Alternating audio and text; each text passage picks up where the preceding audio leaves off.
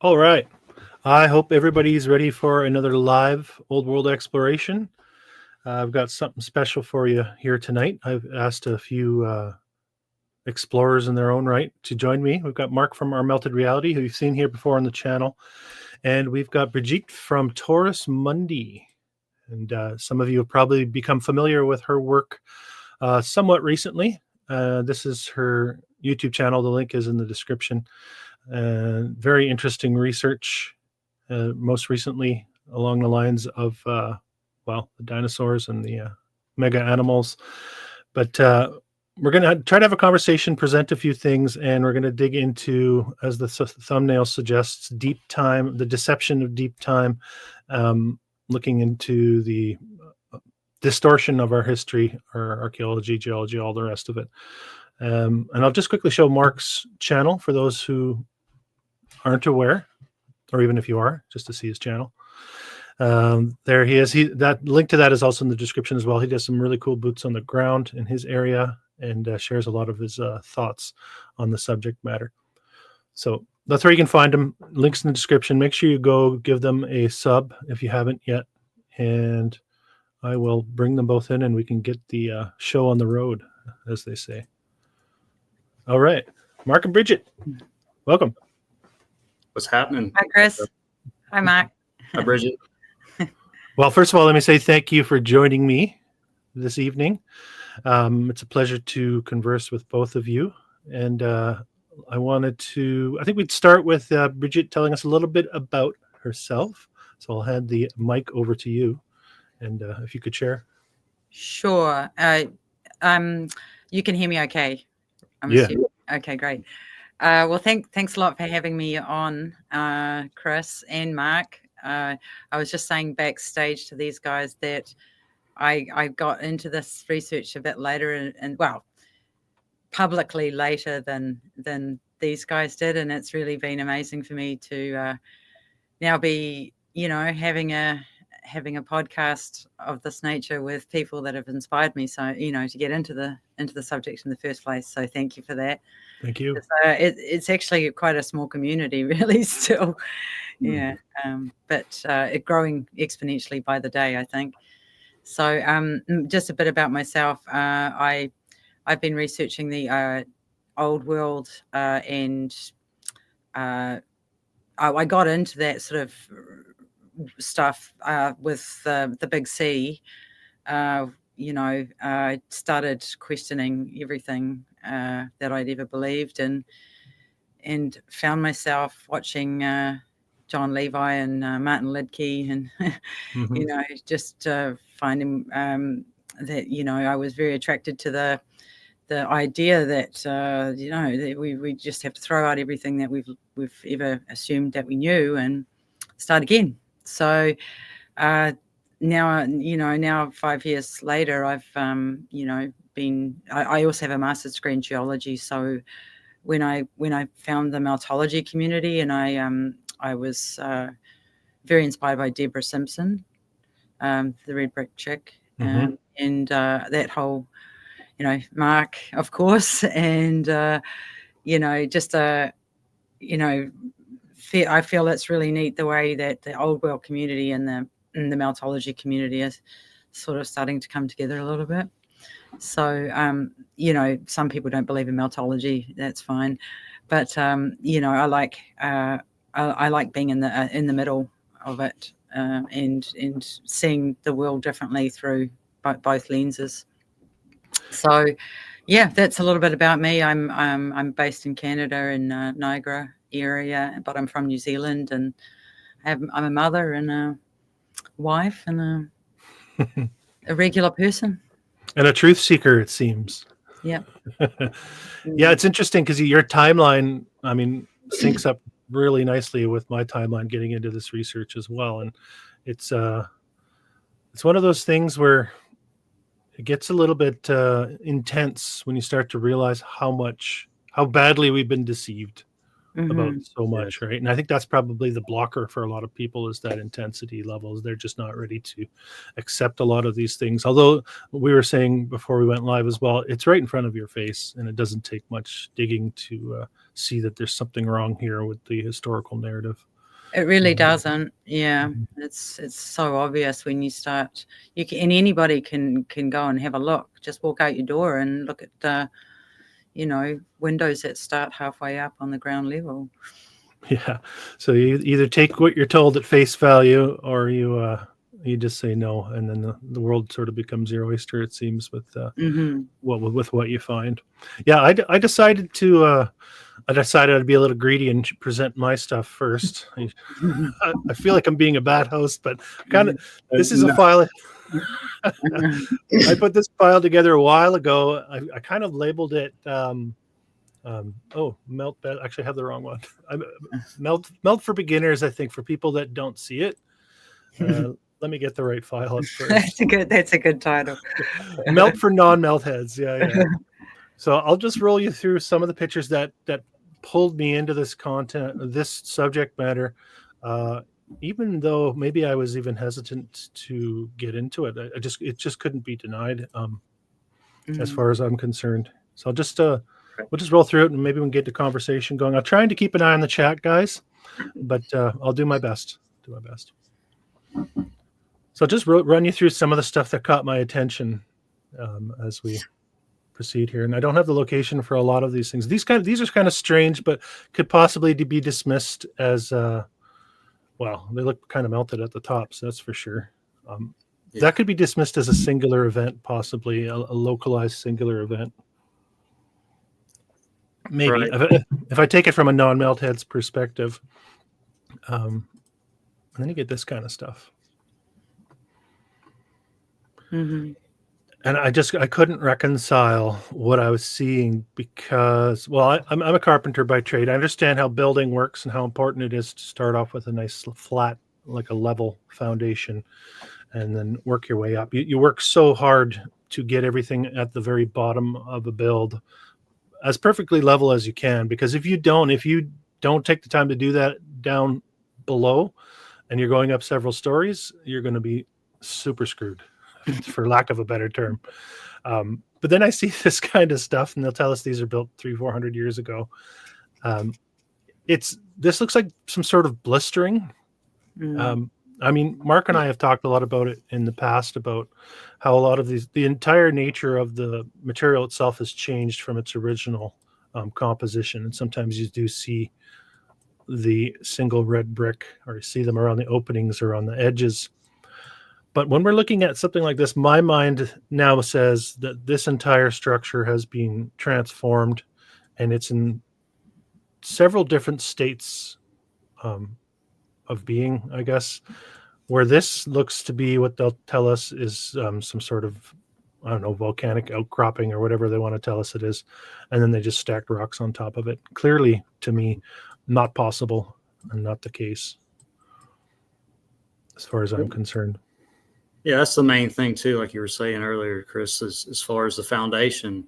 And when you really get looking into this stuff and building on tops of these rocks and intermingled with the bricks and stones and stuff, and you would never really build on that foundation. What they're saying, like this picture here, there's no reason to do that, and just to the right of it or so. You'd build out down here. Down there, right? Why not? That's really what gets your mind going at first, and which I did. It made no sense.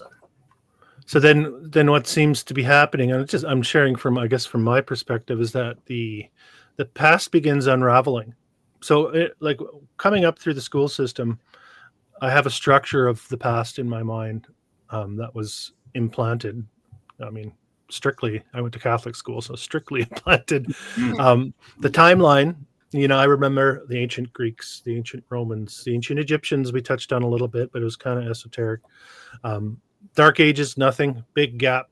And then the Enlightenment, and then the Industrial Revolution. That's the timeline they want us to believe about the past, and that we've only just really dramatically progressed technologically in the last 150 years.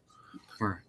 So that's what began unraveling for me in my mind when I started doing this research and looking at it. And what I would do is, just in my spare time, I would go on the Google Maps, and I would just go around the world, and I'd click on photos. And this is where I got a lot of these, is just people posting photos of their hike to this mountain. Mhm. You know, and I was just like, I was in this weird state of like of shock. It was in a state of shock for sure for a good while. You know, it took me a while before I could verbalize and really accept what I was seeing. You know. Yeah, me too. And the problem is, It's life changing. Oh, sorry. Yeah. Oh, go ahead. I was just going to say it's life changing. It is. Yeah. Yeah. It's crazy life changing, actually, and you have to handle it. And kudos to you guys. I mean, both of y'all and people that do this. You have to deal with your families. We all three here have families here, and you have to deal with that. Then if you go on social media, then you deal with that. And then when you create channels and stuff, that's even another level. So just kudos to everyone that does that, especially y'all, and especially someone that has a geology degree. Yeah, definitely. Kudos. Yeah. Well, it was important that somebody with the credentials step forward, I guess. Absolutely. It helps for sure. I mean, usually I'm thumbing my nose at people with credentials, so I apologize for all that. Right. Well, you know, for me, it's like, really, I spent 7 years learning a whole lot of crap. And so there's a personal kind of journey that I'm on as well, in that I feel cheated, and I actually don't feel cheated or anything. I'm pleased I did it, but I want to rectify the situation and find out what the real truth. Actually, I think really all you can find out is what you don't know. But the great mystery just begins.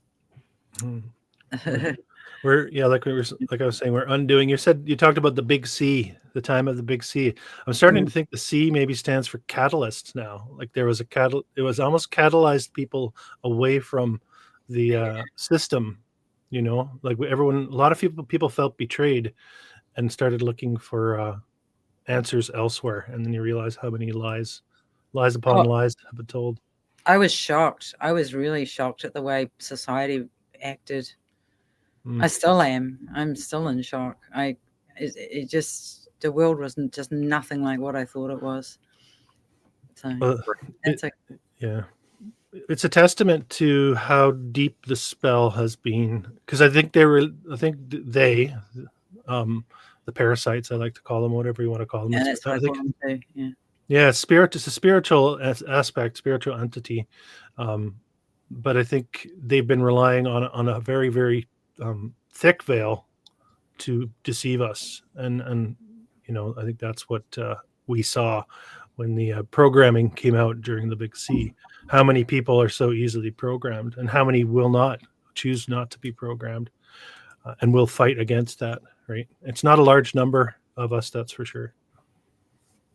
Yeah. And then the pictures and stuff they showed us in school, public schools, and still today they show the same ones, and these are out everywhere, just like this Petra that you're showing. And if I'd just seen a few of those, it would have made you start thinking a little bit. You just see the pyramids of Egypt, and it's about just 7 or 8 different things, and then you just move on. But there was, even back then, say 20, 30 years ago, there were still so many pictures out there or videos that they just don't put in the indoctrinated school system, which is on purpose. So, but that's why I really get mad as far as the school system. It's like they don't show you anything. So yeah, but we have a lot of access now. Like I would never have access to a photograph of this location. This is in Italy, by the way, northern Italy. I would never have access to this type of visual when I was growing up. You would have to have been in a magazine, right? Or the early days of the internet, which just didn't have the volume. People didn't have phones, so they weren't just out walking, taking pictures and posting them online, which we have access to. So we're definitely in an information revolution right now. Yes. It's all coming at us really fast all at once, it seems, in some ways. Yeah. This one's one of my favorites, actually. It's on an island in Italy. Like, that makes no sense. No why sense. you have No. that there. Like, Brick, did they just block or brick the or stone the wall up of Yeah. rock. It's just this. There's another one, I think, over here. You can just barely make it out. And you see the coloring a lot too, like the dark blackish, dark gray, black, and then the mix with the orangey. I'm sure you're both familiar with that color pattern that seems to pop up a lot. I think we see it here too. Yeah. So let's talk about. So we're talking about deep time. So it seems to me all this happened in the 1800s, where the Royal Societies were hell bent on laying out a false historical narrative for us, for our inception as a species, for one. Like, they had to hide our true origins. I get that question a lot in my videos, actually. Why would anybody lie about the past? Like, my answer is to hide what we truly are. That is your answer. So if you're going to ask me again in one of my videos, that's your answer. I think that they need us to believe we are less than we are. That's how I look at it. 100%. Yeah. They need us to believe that we're constantly broken and that we need to improve ourselves all the time, when in fact we're actually perfect just the way we are, and we just need to remember that. Yeah, and they have all the things to improve us too. All the things. But more and more, it seems to me we're living on the remains of a previous civilization beyond our comprehension. Honestly, I can't really comprehend the remains of looking what this actually was, if you know what I mean. And I think that's why a lot of people put it in the rubbish bin. They don't want to deal with it because it's too big and it's too much to even try to wrap your head around. So they decide that they're not even going to entertain the possibility. They'd rather have the spoon-fed version of Julius Caesar 2,000 years ago. And I think that's garbage. I think it's all been distorted and stretched. That's where I'm at, you know. Mm-hmm. And it has a lot to do with people don't want to. I mean, we've already spent at least, say, 20 years of our lives in the indoctrinated school system learning all this crap. And then you go to work and all that kind of stuff, trying to raise a family. And then people they're just exhausted with it. And they just don't do it anymore. So, and that's not their fault. I mean, I just enjoy it myself. So, no, we're born into it, right? So I guess it takes a certain kind of person to turn away from it, you know, and seek other alternatives. This type of stuff is so strange. So, like, definitely some sort of flow going on there, like some sort of you guys have probably seen the memes and the short videos of the elephant toothpaste. My kids used to like them, where somebody would put some sort of reaction or something in I guess you can kind of do it on a smaller scale with Mentos and on Coca-Cola, right, where it just goes. There's you can do it. People do it with other stuff, and it just gets huge really fast. It's kind of what I think of when I see this kind of stuff too. And some of the buildings that are sort of melded into mountains.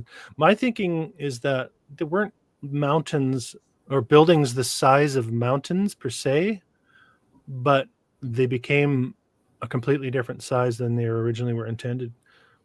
Through this event, which we have no memory of anymore, really. I don't know what you guys think of that. That's sort of where I lean in that direction. I do agree with that with you, Chris, as far as probably expanded the buildings and stuff, grander from every direction, looks like. So they weren't actually as tall as they are, like on top of a mountain somewhere. A building, it wasn't quite. I mean, maybe they were, but I'm just that's kind of right.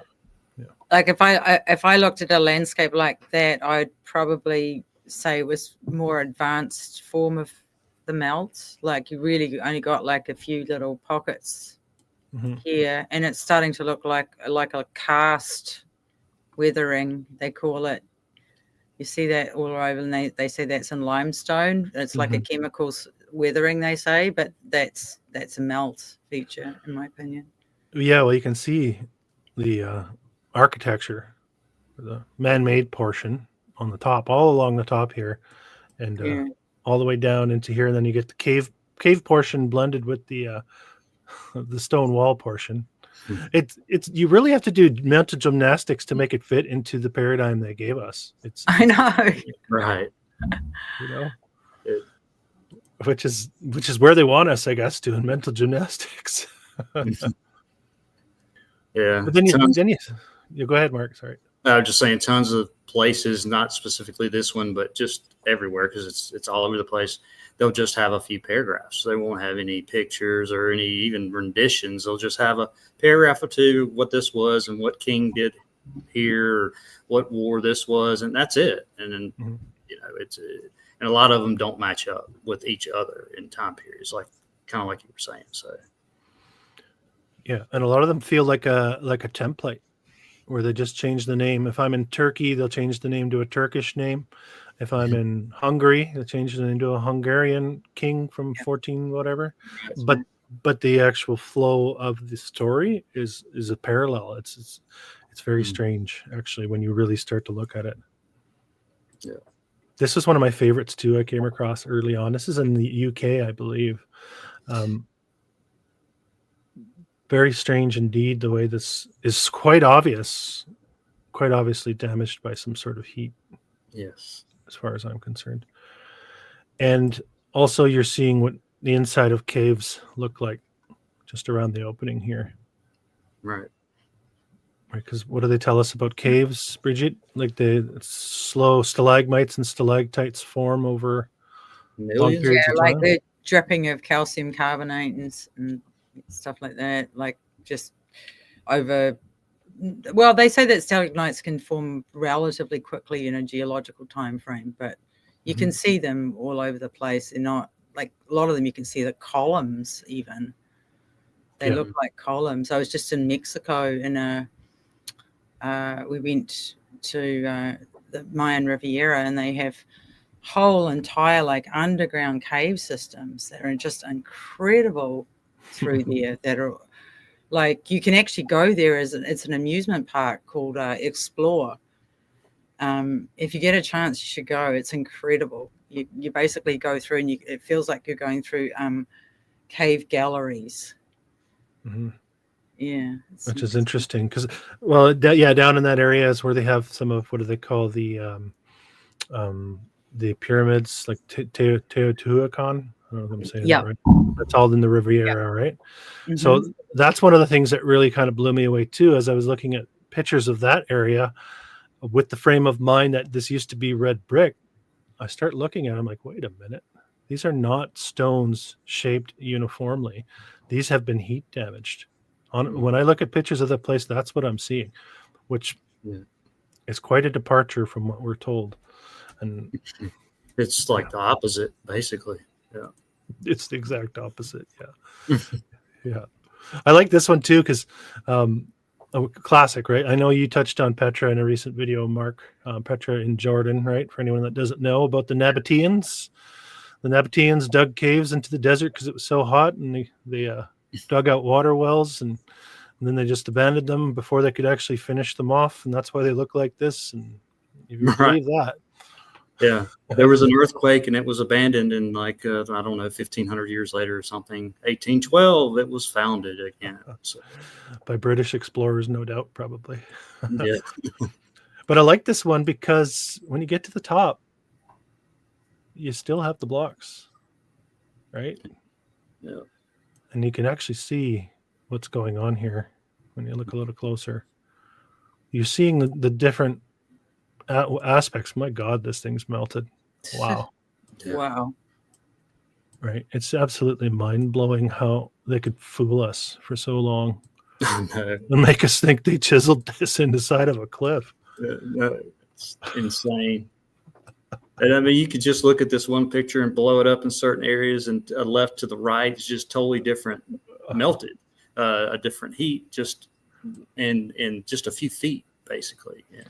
And you can see how those might look like stalagmites and stalactites in the right location too, a little bit. Yep. Mm-hmm.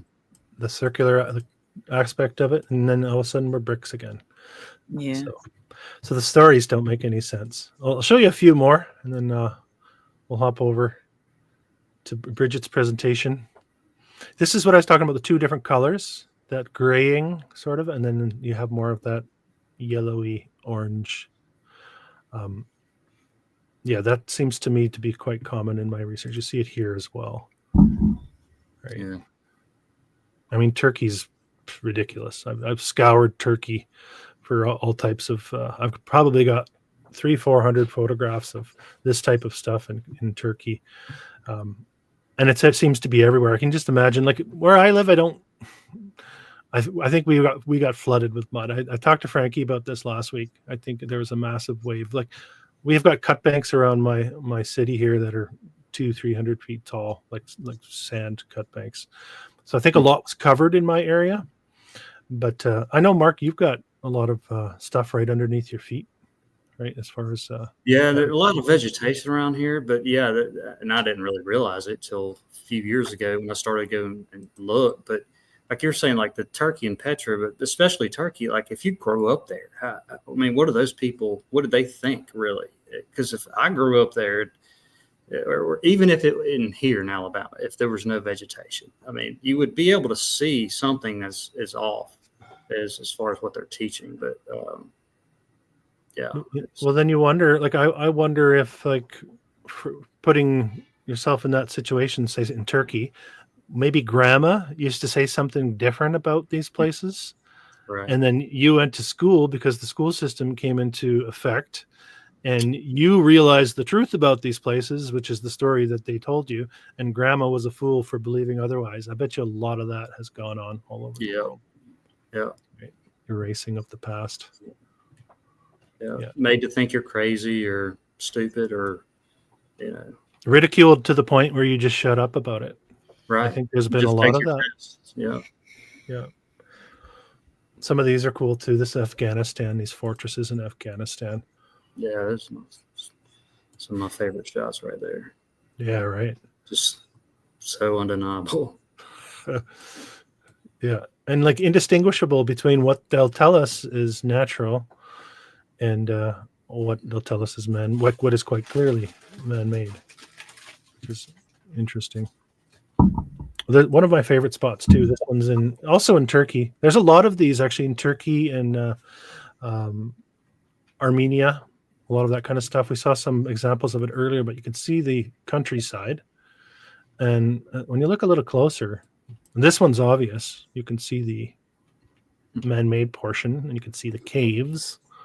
Wall is very necessary right there. Yeah, you need to protect. I don't know what the justification. The better grass on the other side, I guess. I don't know. I just think of the labor involved and the justification for doing all that work. Right. They'll just tell us they cracked the whip and kept the slaves busy work. Right. But you can see it in the background here. It's the same thing.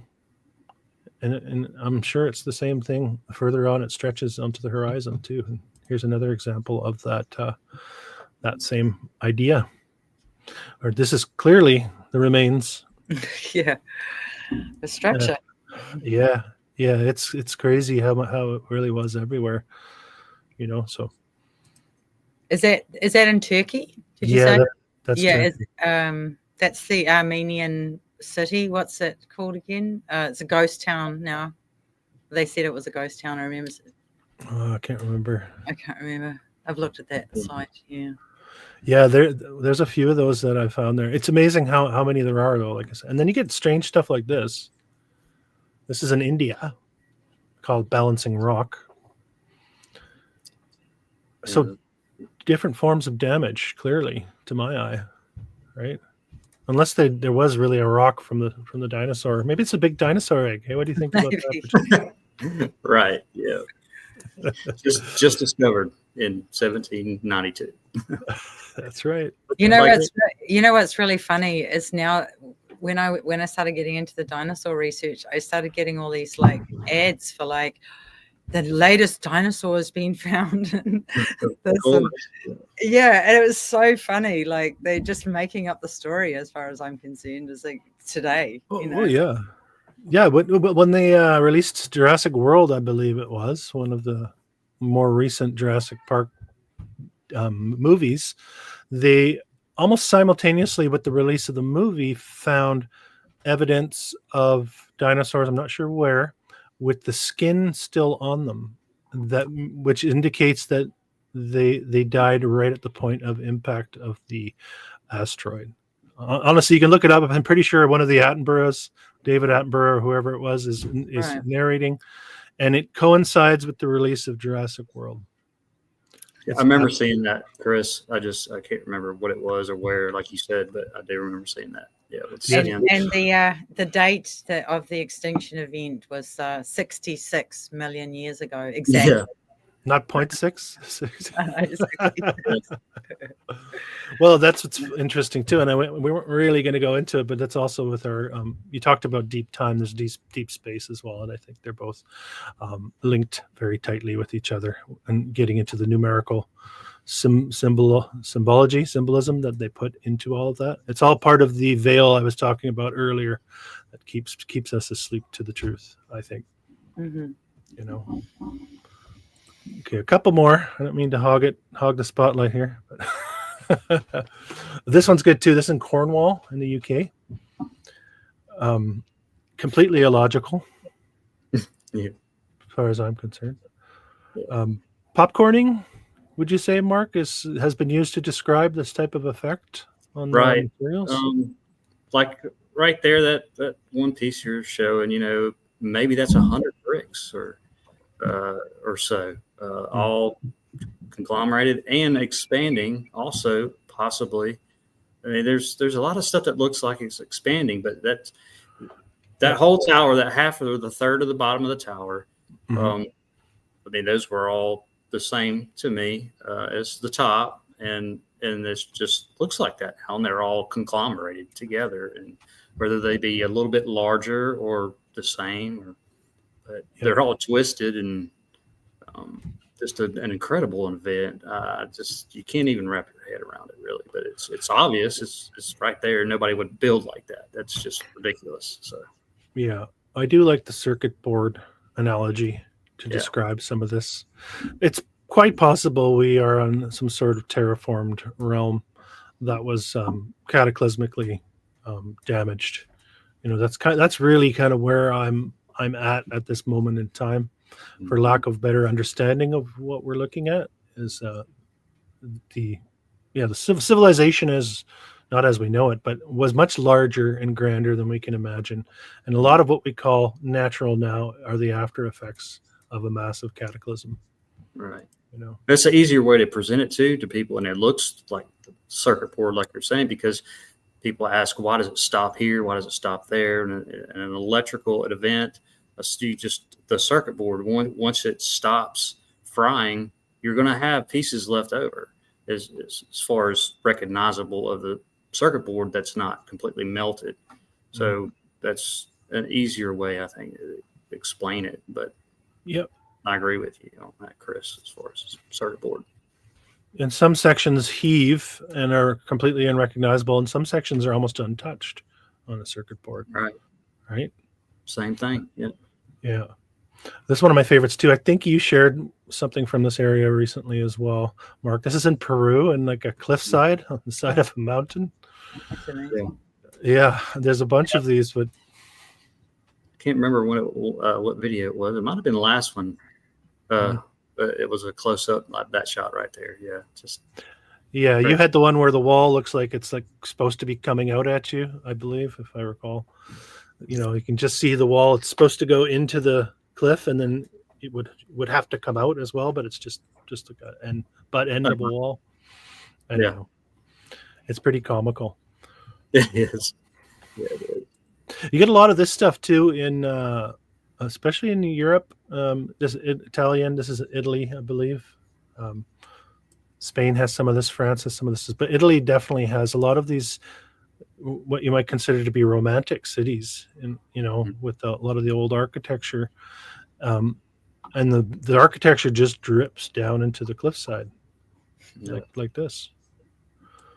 And they give us the story that this city was inhabited since the Roman times, and they built upon it, and they added this and they did that, and I just don't buy any of it. I just can't get behind that timeline. It does not fit what I'm seeing personally.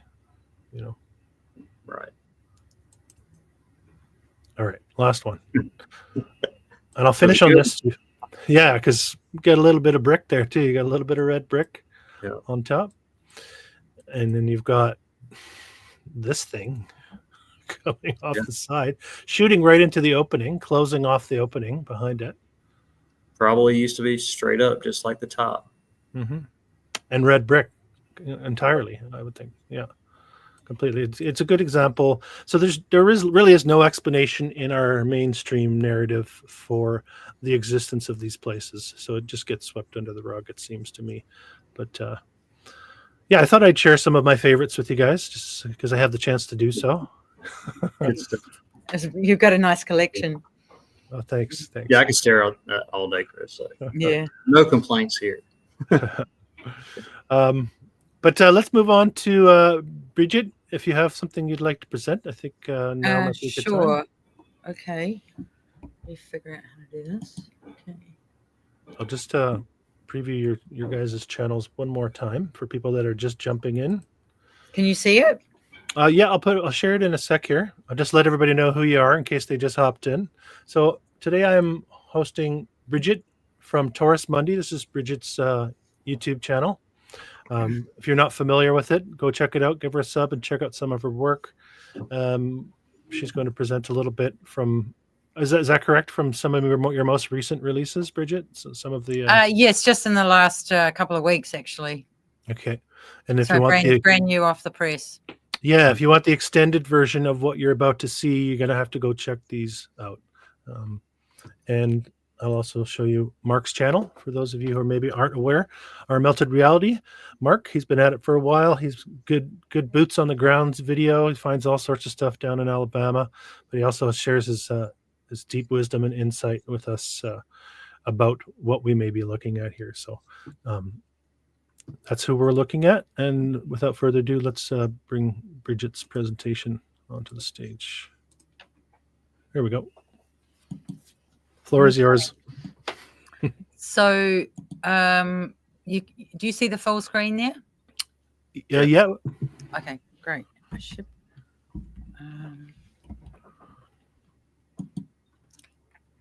Can you still see the full screen there?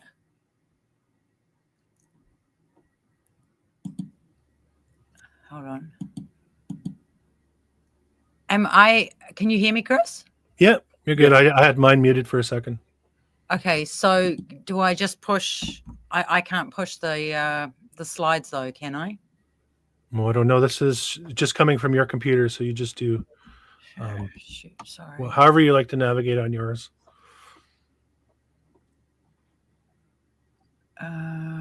Can you see it now? Yeah. Yeah. But you can see that it's not a full screen. Well, it's a big picture of the dinosaur, his story of the dinosaur. And now you can see the introduction? Yeah. Go for it. Okay, great. All right.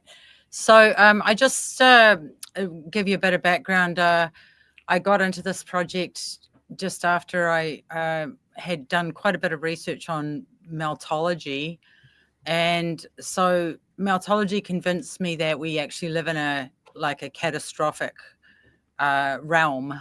I was called, I think we're all calling it that now, a living realm, but one where we get these reset cycles that happen on a quite regular basis that are on a time frame much shorter than what we've been told. And I think we've all come to that conclusion in different ways. So I wanted to see how the dinosaur story fit in with that, cataclysm, which the last one we think probably happened about 300 to 400 years ago. But with the way time is, you don't really know.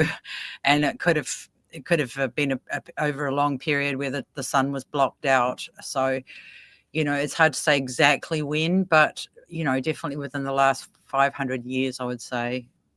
I don't know if you guys would agree with that. I'm in that frame of mind. Yeah. Yes, Yeah. I concur.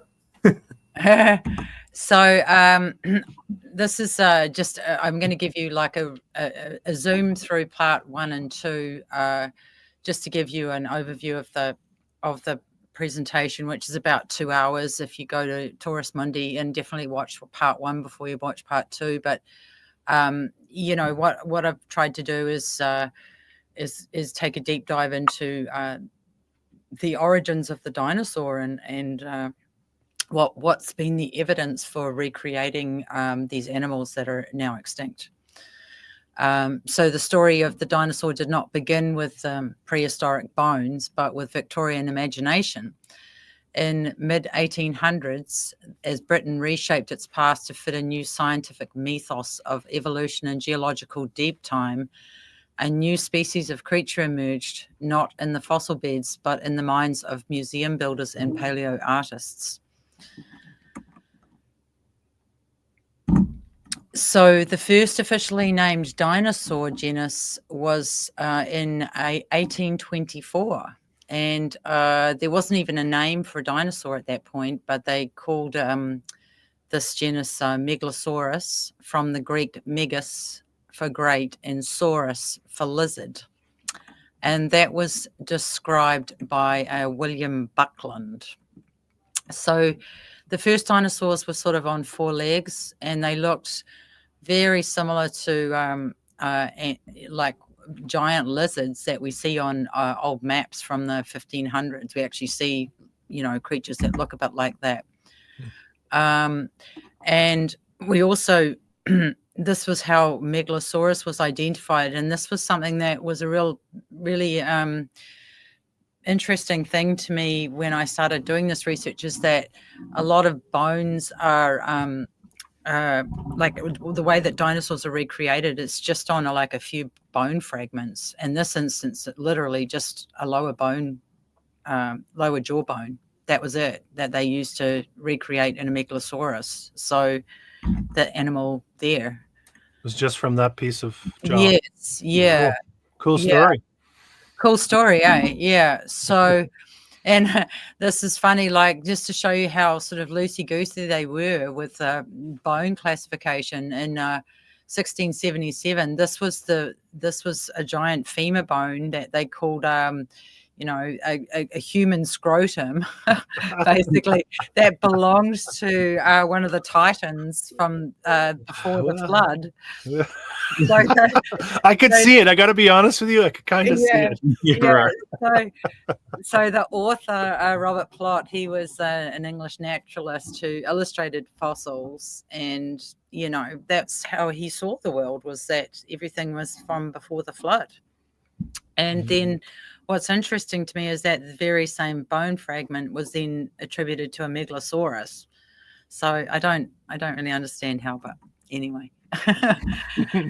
So that's just what I was saying, that like there's about 1,000 different dinosaur species, and about 87% of those have been identified with bone fragments of less than 70%.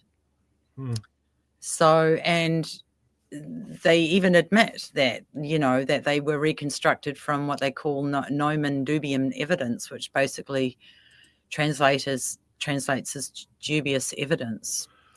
So very interesting. Yeah. And I got a hidden angry paleontologist on my thread. But, he said, I've seen nearly complete skeletons, and I'm not saying that there aren't near complete skeletons. I'm not saying that, but they're very few and far between from what I saw. And I don't believe they were actually dinosaurs in the first place. So, yeah, that's my argument.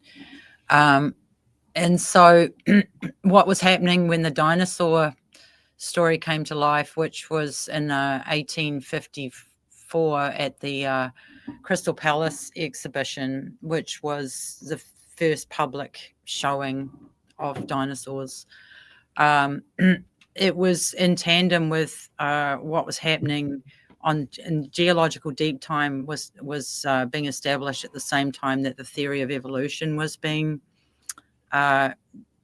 devised by Charles Darwin, and he brought that out in 1859. You know what And- I call that? Sorry to interrupt. You Yeah. know what I call the Crystal Palace exposition is Queen Victoria's coming out party. Yeah. That was when they started to take the stranglehold, as far as I'm concerned. Yeah.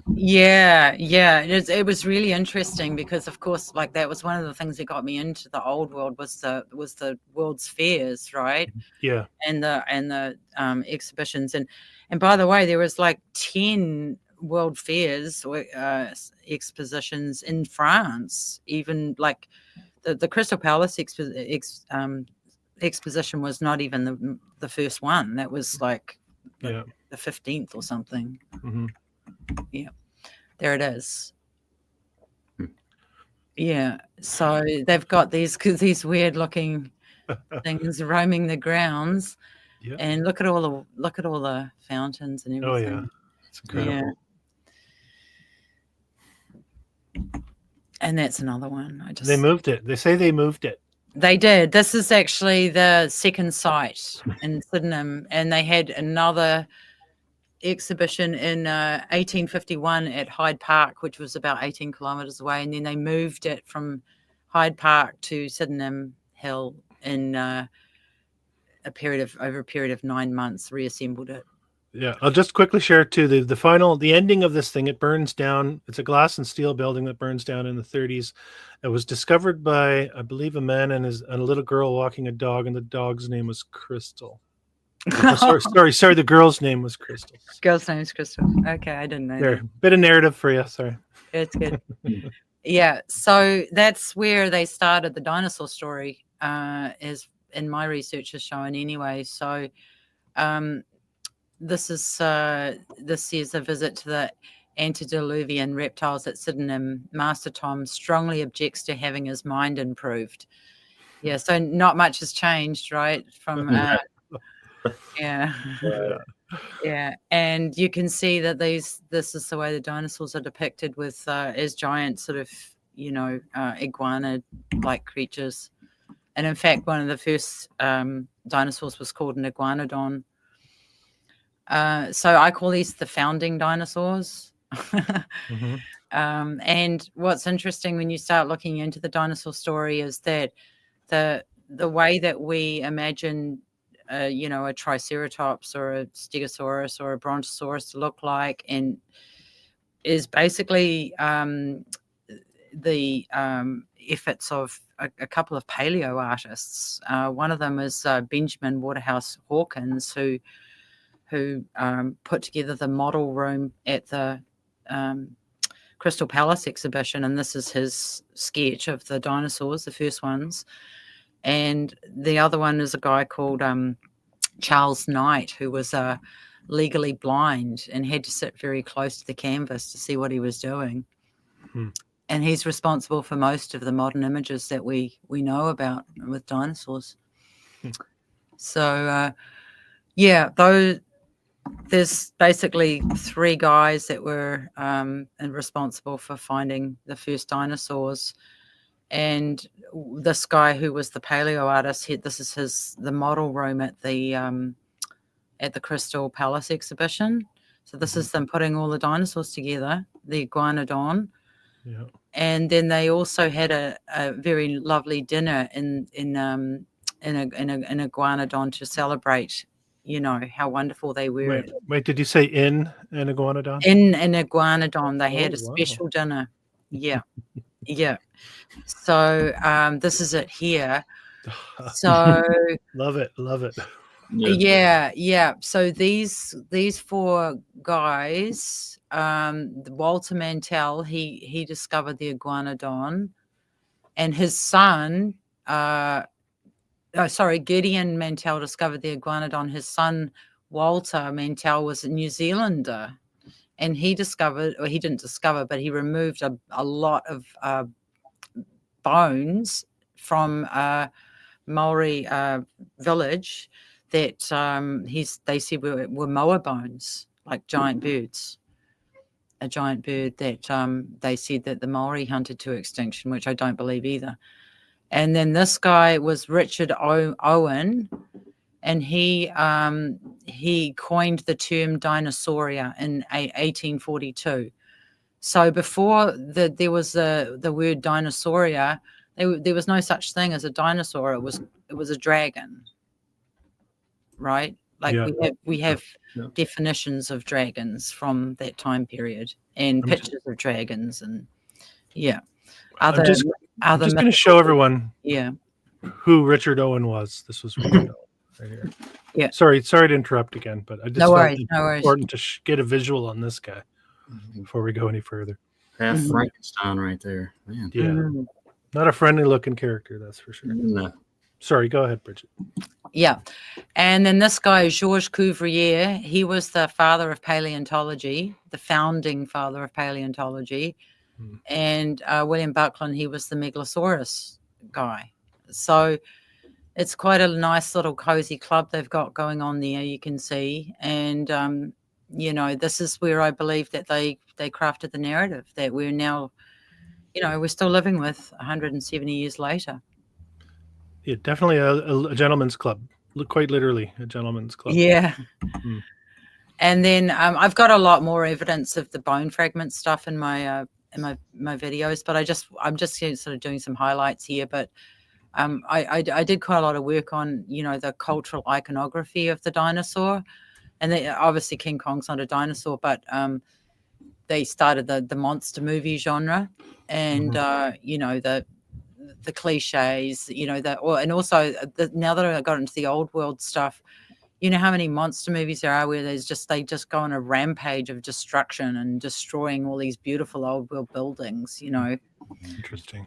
Yeah, and the helpless, female, that's all, and the primitive savage, Yeah. So the conditioning that we've been subjected to, people think they know, but they don't. It's the programming is deep, isn't it? It's deep. Really deep. Yeah. And then Godzilla he wasn't a dinosaur either. He was a kaiju, which was a Japanese monster, but he was very dinosaur-like. And he was awakened and empowered after many years by exposure to nuclear radiation and testing.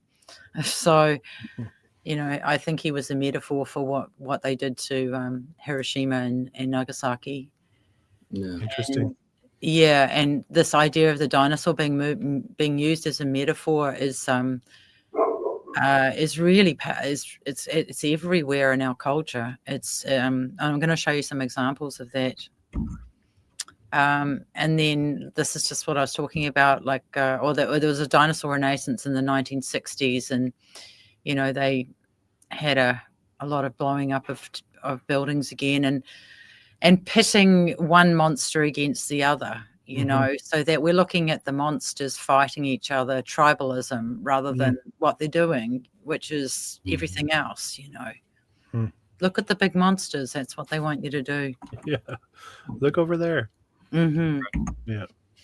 And I'm going to show you this commercial from 1996 in which T-Rex comes alive in the museum, but he's subdued with a McDonald's French fry by a guard. So I think what they're trying to sort of imply is that they want the population, begging for fries. Yeah. Over 100 billion served, so yeah. Hopefully this will work. So I remember this too, back in the day.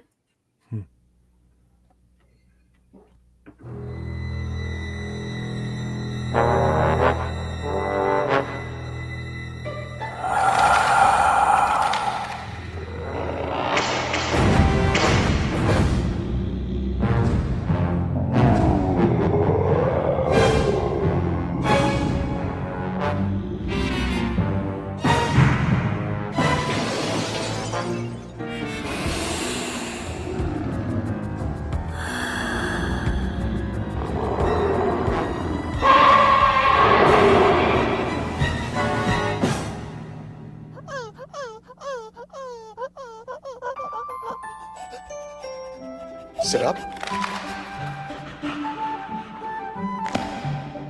Roll over.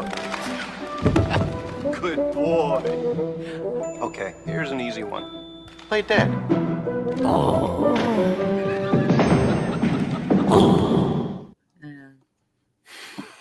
Yeah. Do That's good on funny. your dinosaur test, little one. We'll take you to McDonald's. Yeah, exactly. Yeah, yeah. It's funny because I'm remembering as a kid charting the dinosaurs that were being discovered. There was always like a new big one that they just discovered, and then there was another one 6 months later, and it just kept growing and growing. All these dinosaurs in real time. It was part of the spell, right? I just remembered that. Yeah, well, a lady on my thread, she commented that, there's toddlers and small children who have an encyclopedic knowledge of dinosaurs. And why is that? Why do they insist on the dinosaurs for small children? There's a lot more to it than science, I would say. Definitely, it's like space as far as I'm concerned. They're both synonymous. Yeah, space travel, yeah. little moon landing, and all that stuff.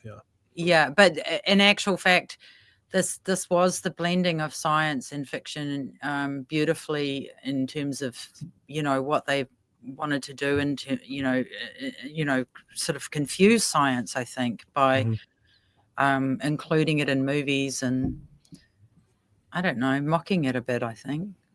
They want you to trust it too, right? Just trust the science. Yeah. Yeah. And just what you were saying that there's the latest Megasaurus discovery. This one's a Titanosaurus, 122 feet long.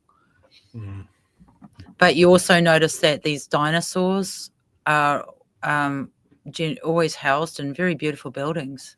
Yep. Like museums and libraries, and not the models, but the books and universities.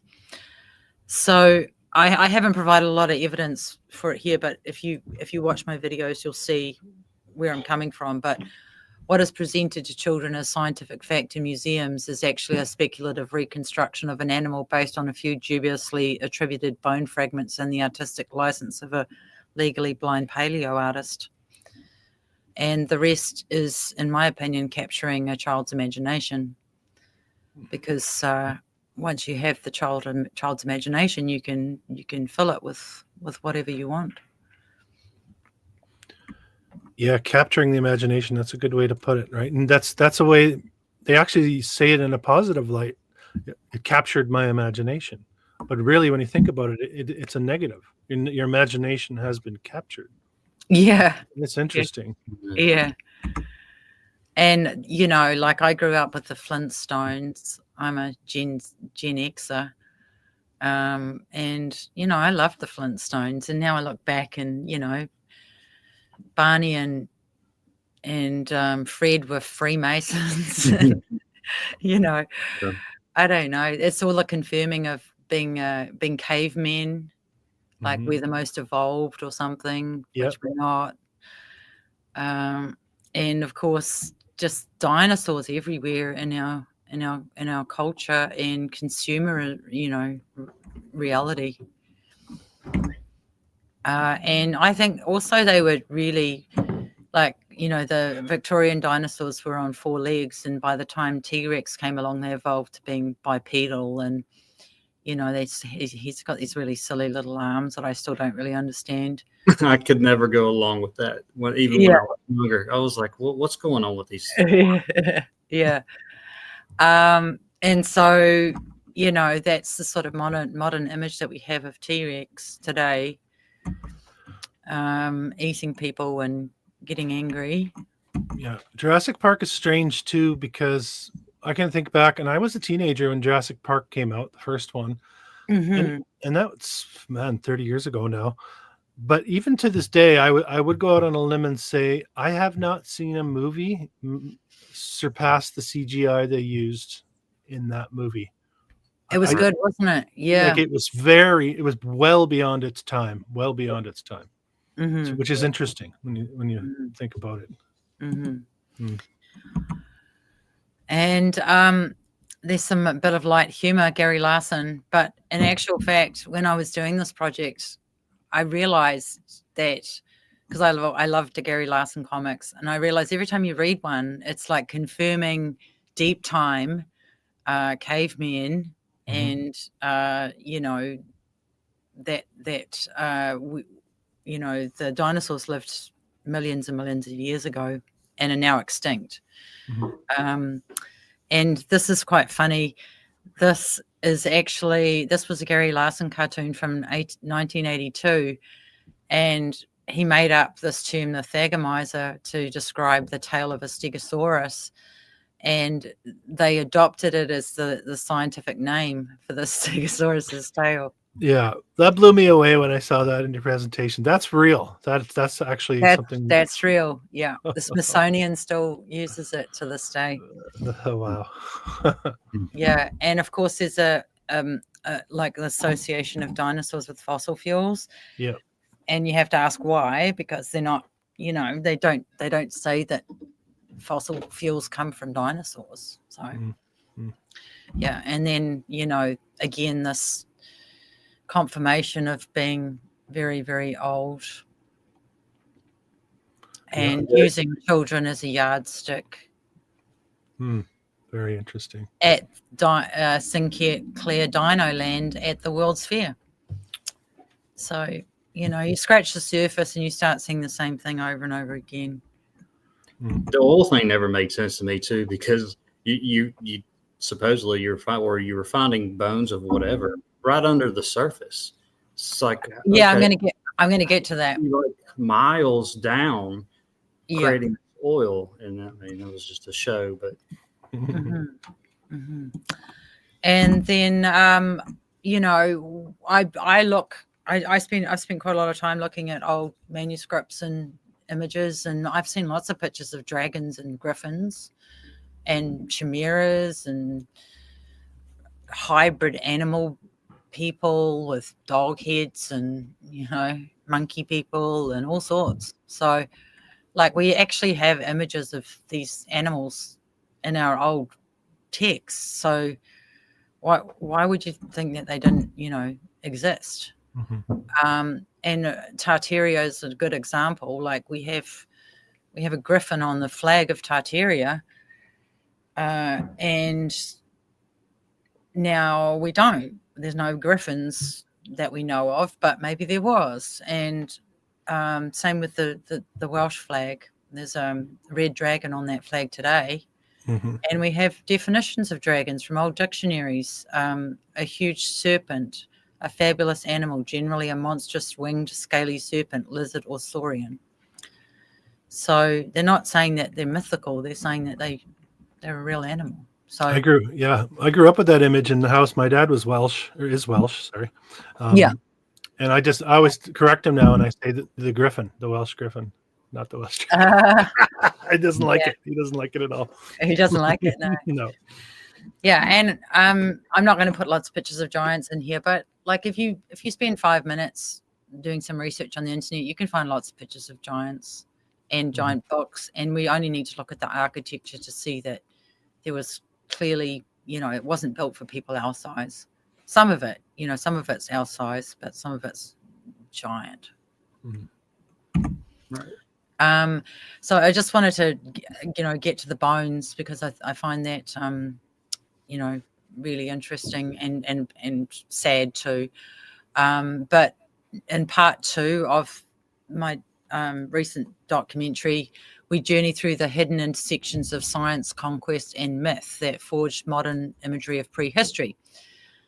So from the Victorian birth of paleontology to the Bone Wars, the excavation of deep time unfolded alongside territorial expansion, cultural erasure, and the removal of sacred remains from Indigenous lands. As the story unfolds, we move from fossils to frequencies, from dragons in the sky to architecture beneath our feet. This is not only the story of bones, it is the story of cycles, destruction and rebirth, memory and forgetting. So just as I said before, there is some pretty a lot of images coming up that might be disturbing for some people. So just to give you a heads up. So in the years after the Civil War, as European expansion kicked into high gear, the ensuing settlements and railroads led to massive finds of dinosaur specimens at the cost of displacing the native people already living there. Early paleontological expeditions were concurrent with aggressive land grabs, oppression, genocide of native people, and erasure of their history, including the removal of many bones from sacred sites. And I thought this was quite an interesting cartoon because, you know, we think about, you know, the historical sciences, archaeology, anthropology, and geology, but they've all been concurrent with colonization, right, and conquest all over the world. And it's like they say here we have, you know, 700 natives excavating the ruins, but you'll never guess who found it. Right. Yeah. So the dinosaurs are proudly displayed in old world buildings all over the world, including museums, libraries, and universities.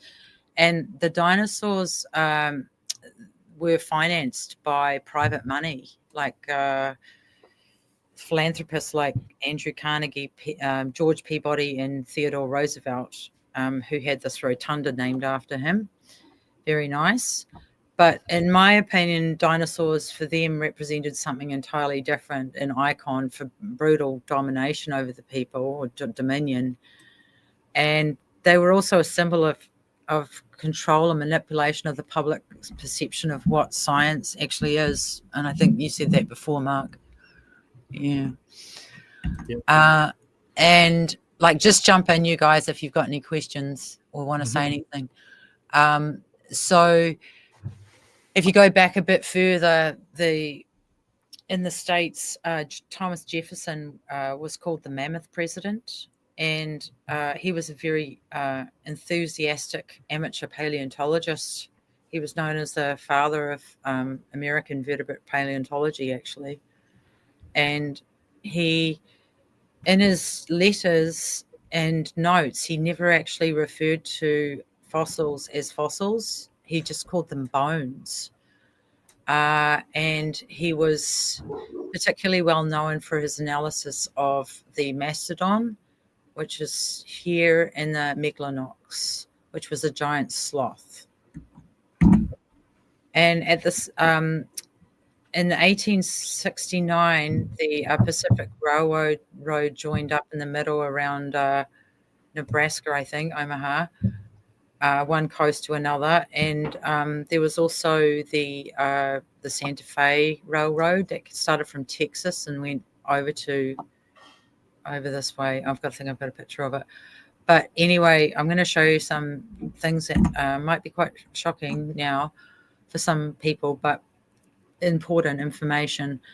So the timeline of exploration for fossils went like this. It was concurrent with the expansion out west and the Lewis and Clark expedition of 1803, which was commissioned after the Louisiana Purchase, which was effectively like doubled the size of the United States. And I'm not going to spend too long on this, but fast forward to the Bone Wars, and there was a rivalry that went on between two paleontologists, O.C. Marsh, who was a Yale professor, and Edward Drinker Cope, who was a philanthropist from Philadelphia. And they had their proxies basically prospecting giant bones for them out west and sending those bones back on the railroads to them out east. And as a result of those that rivalry, there was over 130 new dinosaur species named during that time, including Triceratops, Stegosaurus, Allosaurus, and Diplodocus. And the American West became the world's first fossil frontier. So this is another thing that was really important that was going on at the same time, was that the buffalo bones were being collected across the Great Plains and the Four Corners area too, and also right up to Saskatchewan in Canada, Hmm. and down to Texas. So it was quite a broad area, and right through Kansas where you are, Mark, and South Dakota, Nebraska, Montana. The picture that starts to form in my mind of all of this is that Mhm. we need to make this narrative and get the ball rolling on it, the dinosaur narratives, so we can explain a lot of the evidence that gets discovered. And they had to hide the actual truth of this past cataclysm and the remains that were left over, Yeah. and have a different explanation for it. That's kind of what I'm thinking. Yeah, so I ran some numbers on the buffalo bones, which I'm going to get to, but the idea that you should have in your head is that there were billions of bones, all right across the Great Plains and some of the Four Corners too, giant bones too, not just regular size. Mhm. And that's just a picture of those two parasites, as I call them. Mhm. And also they were very inexperienced in collecting fossils when they first visited the Smoky Hill Chalk in western Kansas.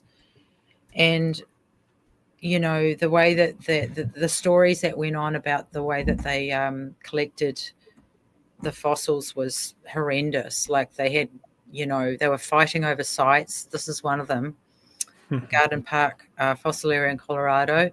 They were actually firing bullets at each other, and at the That's same pretty time, competitive. That sounds like pretty yeah, competitive. and then sending the fossils back east in what state I do not know, after they fought with the other guy's men to get them in the first place. I don't know. And then someone recreated them back east. Yeah, and gave him a Right? name. You think about the logistics of that. Yeah, no, it's ridiculous, especially for that time period. Yeah, and I go into it a bit more detail in my presentation, but this is an example of one of the discoveries from one of the men that was working for Edward Drinker Cope, and this is the bones of the first Camarasaurus supremus skeleton being excavated. So keep that in your head. That's the reconstruction based on this. Okay. They've captured their imagination, that's for sure. Yeah, I don't even know how you go from that to that, but I'm sure there's some more complete skeletons. I mean, I'm not trying to put down all paleontologists. I'm a geologist. I come from that world. Like I'm qualified to talk on it. So, but I am not a paleontologist. But I from what I've seen, nobody's changed my mind. Well, I'll just put a call out to all paleontologists. If you feel like blowing the whistle, you can come I don't come know on my show. I don't know. I'm gonna get so many haters. I don't want any haters. Let them come. Let them come. I've got my ferocious. I have all sorts of weird stuff. Yeah. So. Oh yeah, this is these two guys. So after years of competition and professional smears, Cope, with his health failing, issued one final challenge to Marsh. He would posthumously donate his brain to the University of Pennsylvania to be measured for size, challenging Marsh to do the same in an attempt to prove himself the smarter man. There's a bit of ego there, it seems. Yeah. So anyway, you can read on, but the thing is, so would you really trust two people like that? And that sort of frame of mind to identify 130 different dinosaur species? No. Especially with a mustache and a jaw like that. I mean, come on. Exactly. Trust that guy. And look what he's doing with his little hand, the little Freemason compass. Gentlemen. Yeah. True gentleman. True gentleman. not parasites. Parasites. Mm-hmm. Anyway, that's another shot of a near complete skeleton, I would say they would call that. And not very deep under the surface. That never made sense to me. Not very deep under the surface. Yeah. And I'm coming to that. I think I had that slide. Yeah. I might just zoom past that. Oh, yeah, that's Charles Knight. I won't zoom past that because we want to talk about deep time. Yeah. Yeah. So this was Georges Cuvier, who was the founding father of paleontology. So he set up this idea that you could compare living animals with extinct animals.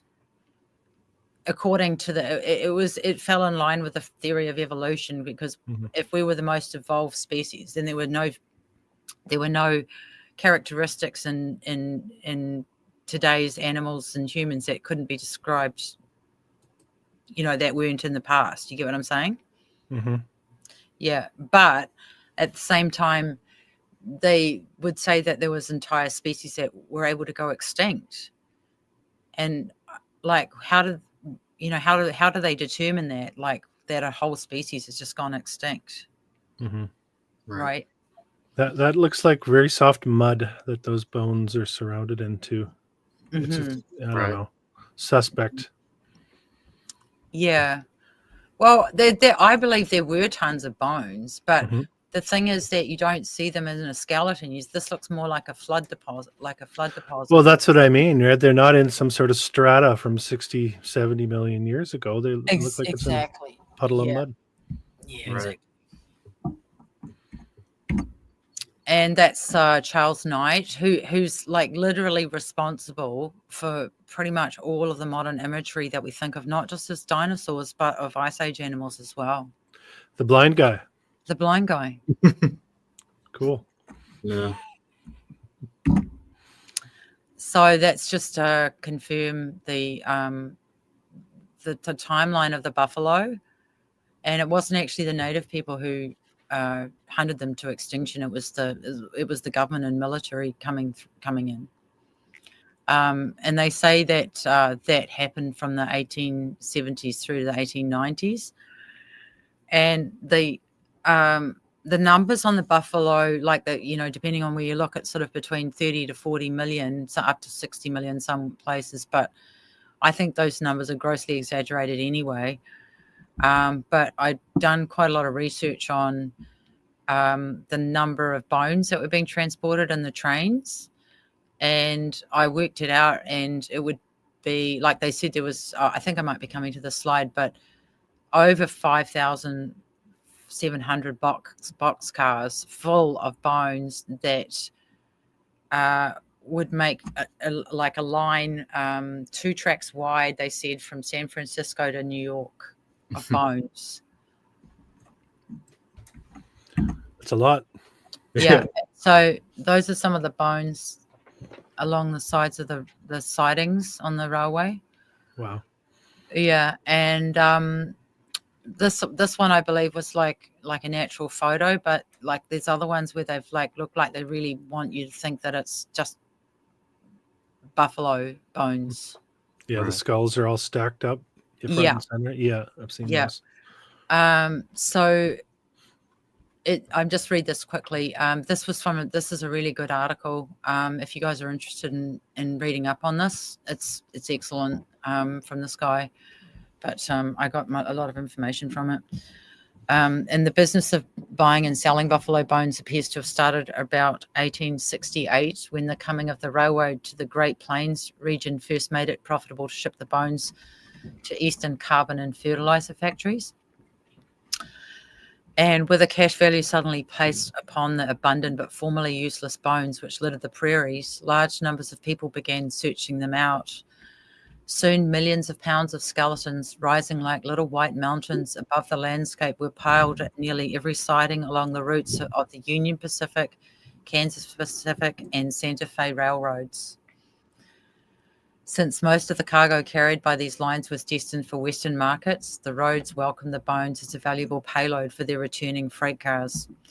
So what was happening was people were getting sent out west to repopulate the empty towns and cities that had been buried, with mud probably in the cataclysm and flooded as well. And on the way back east, they were sending bones. So they put a monetary value on the bones themselves to make them valuable, like a bone rush instead of a gold rush almost, Right. or at the same time. yeah, I think it was maybe even more than the gold rush. Wow. That's interesting. That's new to me. That bit of information is definitely, I didn't know that was part of our history. Yeah. Well, I worked it out. If those numbers were correct, that equates to about 75,000 bones per boxcar would be 1.125 billion buffalo. Jeez. So that's a lot of buffalo. That's a lot of buffalo. Right. Yeah. And It's then, a lot of meat. And then you can see here this guy, standing on it very conspicuously on a buffalo. And these, there have been a lot of buffalo as well. I'm not saying there wasn't, but I definitely don't think it was all buffalo. Looks like a building. It almost does, doesn't it? Yeah. Yeah. And also the buffalo itself has been a really important icon for, the States, sports teams and on the money even. And it was also in Canada. So there was the Canadian Transcontinental Railway went through Edmonton, I think Winnipeg. Yeah, through the prairies there between those two. Yeah. There's all the flat land in there. Yeah. Yeah, and there were bones all over there too. Yeah, and so the Métis people this is a photo of them collecting the bones, and they would, be paid very meagerly for them. I think they got $3 a load. And the conveyances were pulled by oxen that could hold 800 to 1,000 pounds of bones. Yeah.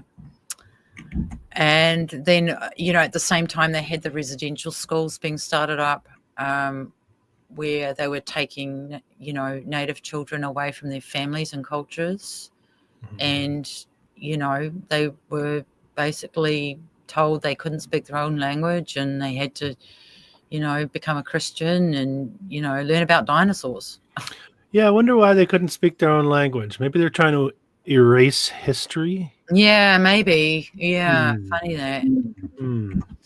And as we're learning about too, the Caucasian homesteaders, they were pretty hard off. A lot of them also they were also collecting bones to make a very meager living. And this is a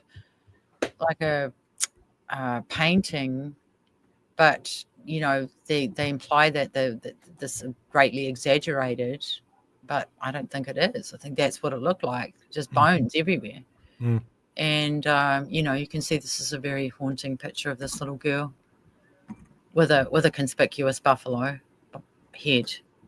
That's a great way to clean up the mess if you're trying to get rid of the evidence, by monetizing it in some respect. Yep, exactly.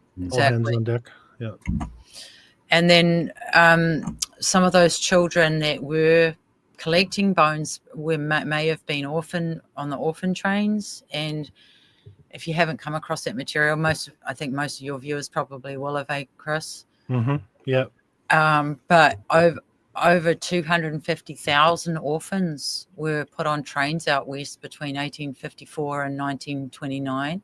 And there were lots of other things going out west too, goods and other home, just all sorts of stuff, supplies that they were setting up, And that's the number we're given. That's the number we're given. Yeah. Yeah. But what's really sad is that, they were treated like cattle basically, and they were pre-assigned to homes. But many were lined up at train stations for those interested in adopting or needed labourers and selected like a lottery. And yeah, if you're interested in this material, I think you've had Guy Anderson on. Yep.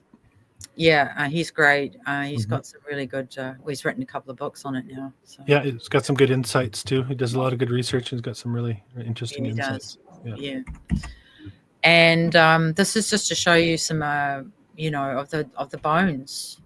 And you can see big antlers here. They're clearly not from buffalo. Mhm. And they look like they're a flood deposit to me. They're jumbled Yeah. bones. Yeah. And this is near. This is in the Dakotas, Devil's Lake. And this is on the Nebraska plains. And you see they put a buffalo right there. Yeah. But it looks like a flood deposit. Yeah, like the leading edge of something. Where Like lots the built up. yes, yeah. Yeah. Yeah. And then this is in Canada, getting loaded onto the Canadian Pacific Railway. And you see, look how many buffalo heads they've got. Like, Almost look propped for us to see. yeah, looks pretty staged, eh? They put those in the front right there just for that. Yeah. Just for us. Yeah, and so that's just to give you like a visual. That's at the same time as the dinosaur bones were getting shipped back to Copen Marsh, back east. They were collecting billions of bones. And that's just what you were saying before, Mark. Like you can find, so-called dinosaur fossils just below the surface. Well, Right. How do we know what era these bones or fossils belong to? Like, Mm-hmm. you've got 100 million years separating Triceratops from buffalo. And how did the bones survive for 100, 200 million years or whatever? I never could get on board with that either when I was young. I mean, say they're fossilized or whatever, but what the whole number is just mythical to me, but nothing lasts that long. I mean, No. there's bones that deteriorate way quicker in real life, depending on what happens to it or whatever, but never could get on with that. Yeah. And so, that's just the railway to show you, there were bones piled up all along the railways. Like, it's crazy to think about, just to visualize. And this was the Louisiana Purchase. So what I did is I looked back in time on the Great Plains, and that was really what the main area that was bought with the Louisiana Purchase of 1803 from the French. Even though they didn't own it. They sold land they didn't own. But there's an interesting relationship between that Louisiana Purchase of 1803 and a 66 million year old seaway, the Western Interior Seaway, and fossil sites. Yeah. And I believe they're related. And this is where we talk about the suspension of time and to unpick our pasts. One of the things they've done is really befuddled us with time. And I think we can learn a lot from the geological reconstructions. They're quite lazy in the way they do things, in my opinion. Yeah. Yeah. Oh, and also, you were talking with Freddie about the up here in the Cascadia. Yeah. Oh, Frankie. Yeah. Yeah, I think, and I've come across this like inland sea on French maps. Interesting. That might have originally connected with the Gulf of Mexico, and also this is California here, but in back then, like I think the seawater has actually risen and the coastline is here now, so you can see San Francisco here on old maps. Not out here. That's interesting. Yeah. So it's submerged. And which makes sense because a lot of the islands off the coast of California show a lot of melt evidence there as well. Right. Yeah. And it's just to show you there's marine fossils in the west in that area, and ammonites and fish, stuff like that. Mm. And those dinosaurs that they say were living next, on the Great Plains, that's the sort of the area that they would have been living in, like a floodplain environment. Mhm. Mhm. There's active volcanoes. It's kind of a tubby looking T-Rex, that one. Yeah. I feel like I'm going over my time here. Yeah, you can wrap it up if you want. I did say Yeah. 90 minutes to keep it palatable for people coming across it. So yeah, go ahead. Yeah, I think. Oh yeah, I'm nearly done. I just meltology, and I just did a little thing on the Badlands. That's a sketch from the 1864, and then I just did an AI thing. Yeah. They're fun. They're fun every now and then. Yes. Yeah, that's what we see when we look at that, eh? Yeah. Yeah. Yeah. So Okay. this place was not what we were being told it was. I think that's quite obvious, but you've definitely put a few more links in the chain as far as what they're trying to tell us and what we're being shown, and the fakery involved, and the usual suspects. It always comes down to the usual suspects when we start talking about what they did to our past and how they've tried to hide it. It always seems to be the same gentlemen in the same clubs for some reason, Yeah. which is the target of a lot of my work, I suppose, because I know personally, I know what they are. I know what their goal was. And I think they're traitors to their own kind, if they are our kind. And I think my goal is to expose the lies, really, because I want my kids to grow up in a world of truth. I want to get closer to the truth so they can inherit that and pass that along instead of this dinosaur crap. Right. Yeah. At least for themselves, on anything. Just keep taking this test over and over again. Just you can ask questions. Yeah, it's pretty paper thin. I see some of the homework that gets sent home. I get criticized from viewers for having my kids in the public school system. My argument to that is, well, I'd rather them be there and be a light shining in the darkness rather than hiding them from that, and everyone else there not having any exposure to that. But it's really, really weak, the stuff they're trying to teach them, and the kids don't believe it either. They're just not. They're not buying it. I don't think. I think there's too much for them to access. It's like content out there that refutes what they're being taught. So I think the teachers are having a hell of a time these days with that. Yeah, I really do. I think it's almost better like that, Chris. What you're saying. Yeah. Good luck if you're trying to toe the historical narrative. You're going to get questions and you won't have answers to them, as a teacher. So you did. I guess you did have to cut it short, but I think anyone who wants to see the entire presentation, check both of these videos out. First part, his story of the dinosaur, and the second part, his story, mega animals and the old world reset. I always loved the mega mammals. As a kid, I was more drawn to the giant mammals than the dinosaurs. I always thought they were more interesting. But I appreciate your presentation and what it brings to the table as far as the research involved and how it ties, like I said, it ties a few things together that were previously left untied. So I thank you for that, Brigitte. I really do appreciate it.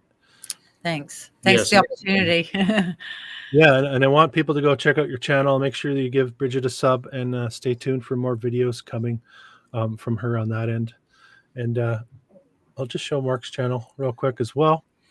And there's Mark's channel, Our Melted Reality. If you're familiar with the subject matter, you know Mark's channel. You're probably already subbed, but if you're not, you got to go over there and you got to do that and follow his work.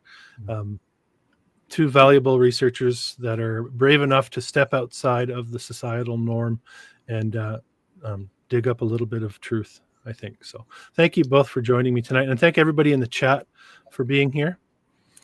We're not going to hear from Mark. Sorry, Mark. Next time. I feel bad. No, it's fine. Really, I just wanted to sit here with both of y'all, especially you, Brigitte. I mean, I'm not, pushing you out, Chris. Yeah, we've been doing stuff. No, together. Me too. I wanted to sit with Brigitte. I could sit with you anytime. No, maybe not anytime, but Brigitte, you're definitely. I wanted to bring you on the channel because I stumbled across your work, and I think it's really important coming from the angle. Yeah. And I'd like to do it again. Maybe bring Kairos on even for some of his perspective as well, because he does some really cool work over on the west coast of North America. And I think it's important that we put our heads together like this. We all have our own little research channels and we put our information out, and I think that's great. But I think it's important to show that we can sort of bounce ideas off each other. And I think we do get somewhere sometimes when we sort of add to what each other is trying to display, I guess, for lack of a better word. Definitely.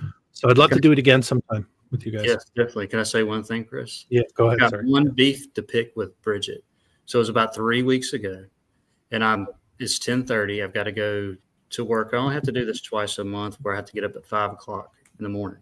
It's about 10:30, and I'm trying to go to bed, and then I was like, I got 15 minutes, okay, before I go to bed, and I go to YouTube, and then I see, because I heard from, down on the download that Brigitte was going to have a dinosaur video.